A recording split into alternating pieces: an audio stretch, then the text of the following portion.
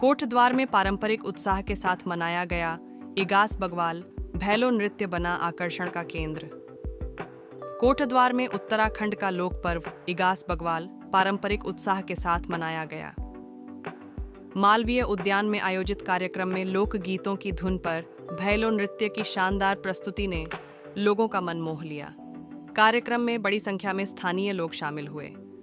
महिलाओं, युवाओं और बच्चों की भागीदारी ने पर्व को खास बना दिया। जनप्रतिनिधियों और सांस्कृतिक संगठनों ने इस परंपरा को आगे बढ़ाने पर जोर दिया।